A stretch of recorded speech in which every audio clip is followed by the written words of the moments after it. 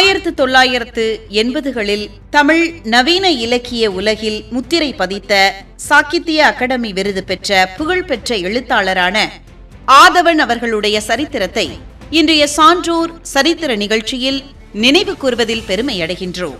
ஆதவன் அவர்கள் 1942ஆம் ஆண்டு மார்ச் மாதம் 21ஆம் தேதி அன்று திருநெல்வேலி மாவட்டத்தில் உள்ள கல்லிடைக்குறிச்சியில் பிறந்துள்ளார்.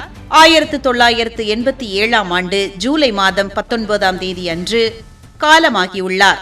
மனித இனங்களின் நுட்பமான உளவியல் நகர்வுகளையும் பெருநகர நடுத்தர வர்க்கத்தின் வாழ்வியலையும் தன் கதைகளில் துல்லியமாக படம் பிடித்து காட்டியவர் ஆதவன் அவர்கள். ஆதவன் அவர்கள் நாவல்கள், சிறுகதைகள், நாடகங்கள் என பல தளங்களில் சிறப்பான பங்களிப்பை வழங்கியுள்ளார். என் பெயர் ராமசேஷன், காகித மலர்கள், பெண் தோழி தலைவி ஆகிய நாவல்கள் எழுதியுள்ளார். அதேபோல் முதலில் இரவு வரும், இரவுக்கு முன்பு வருவது மாலை, கால்வலி போன்ற சிறுகதை தொகுப்புகள் எழுதியுள்ளார். பாரதியார் பற்றிய புழுதியில் வீணை என்ற நாடகத்தை எழுதியுள்ளார். சிங்கராஜகுமாரி என்ற சிறுகதை தொகுப்பும் கானகத்தின் நடுவே என்ற நாவலும் எழுதியுள்ளார். இவருடைய மறைவுக்கு பின் 1987ஆம் ஆண்டு இவரது முதலில் இரவு வரும் என்ற சிறுகதை தொகுப்பிற்கு மதிப்புமிக்க சாகித்ய அகாடமி விருது வழங்கப்பட்டது. டெல்லியில் உள்ள நேஷனல் புக் ட்ரஸ்ட் நிறுவனத்தில் துணை ஆசிரியராக பணியாற்றினார். இவரது எழுத்து பயணம் உச்சத்தில் இருந்த போதே 1987ஆம் ஆண்டு ஜூலை மாதம் 19ஆம் தேதி அன்று கர்நாடகாவின் ஸ்ருங்கேரியில் உள்ள துங்கா நதியில் குளிக்கும் போது எதிர்பாராத விதமாக சுழலில் சிக்கி தனது 45வது வயதில் அகால மரணம் அடைந்தார் ஆதவன் அவர்கள். புகழ்பெற்ற எழுத்தாளரான ஆதவன் அவர்களுடைய சரித்திரத்தை இன்றைய சான்றோர் சரித்திர நிகழ்ச்சியில் அறிந்து கொண்டதில் மிக்க மகிழ்ச்சி அடைகின்றோம்.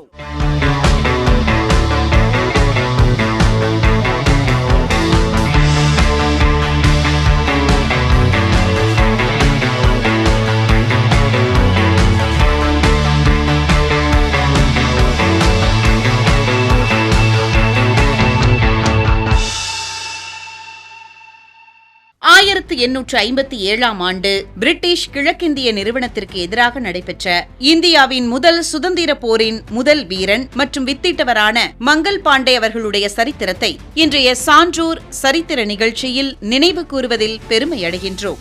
1827ஆம் ஆண்டு ஜூலை மாதம் 19ஆம் தேதி அன்று உத்தரப்பிரதேசத்தின் பாலியா மாவட்டத்தில் உள்ள நாக்வா கிராமத்தில் ஒரு பிராமண குடும்பத்தில் பிறந்துள்ளார். 1857ஆம் ஆண்டு ஏப்ரல் மாதம் 8ஆம் தேதி அன்று காலமாகியுள்ளார். இவரது துணிச்சலான எதிர்ப்பு செயல் நாடு முழுவதும் காட்டுத்தீ போல் புரட்சி பரவ காரணமாக அமைந்தது.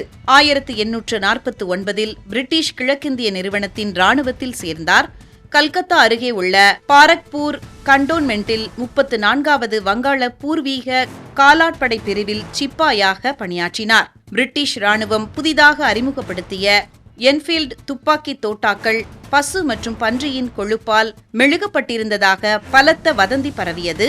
இந்த தோட்டாக்களை பயன்படுத்தும் போது அதன் காகித உரை பகுதியை பற்களால் கடித்து நீக்க வேண்டி இருந்தது.